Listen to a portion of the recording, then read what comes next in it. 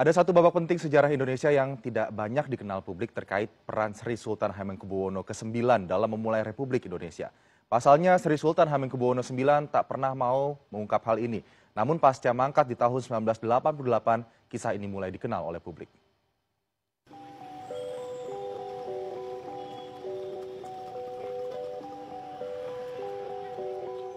Sejarah berdirinya Republik Indonesia tak bisa lepas dari peran penting Sri Sultan Hamengkubuwono ke-9.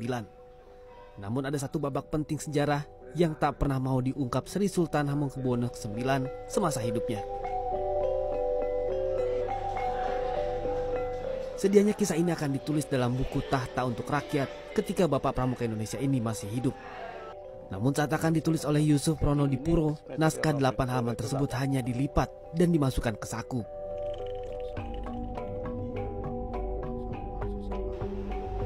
Kisah ini terungkap setelah Raja Keraton Ngayogyakarta Hadiningrat ini mangkat pada tahun 1988.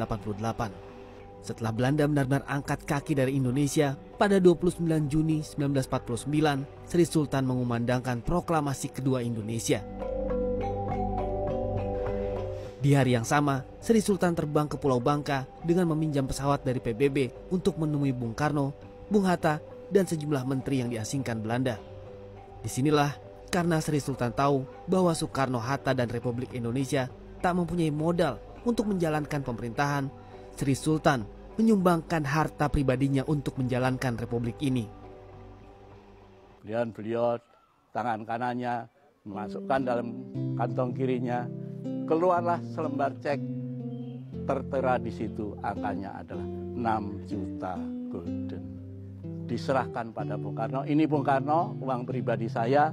Uang ini cukup untuk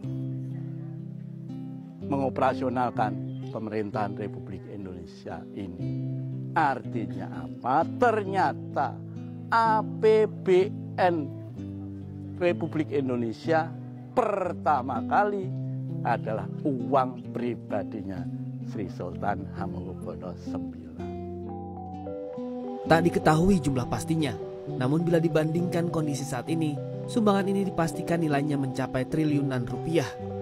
Ada pertanyaan besar, mengapa Sri Sultan yang hidup mapan dan mempunyai negara sendiri justru memilih bersusah payah menyerahkan tahtanya dan bergabung dengan Republik Indonesia? Tak hanya itu, Sri Sultan juga rela, bahkan meminta kepada pendiri bangsa ini untuk memindahkan ibu kota negara dari Jakarta ke Yogyakarta karena kondisi Jakarta yang sudah tidak aman. Sri Sultan Hamengkubuwono ke-9 dinilai mempunyai pandangan yang visioner dan berpikir global karena bersekolah di Belanda dan berdiskusi dengan tokoh-tokoh mahasiswa yang saat itu bersekolah di sana. Meski berwawasan internasional, Sri Sultan tetap tak lupa akarnya. Dalam amanat penobatannya menjadi raja di tahun 1940, Sri Sultan mengatakan, "Walaupun saya telah mengenyam pendidikan barat yang sebenarnya, namun pertama-tama saya adalah dan tetap adalah orang Jawa."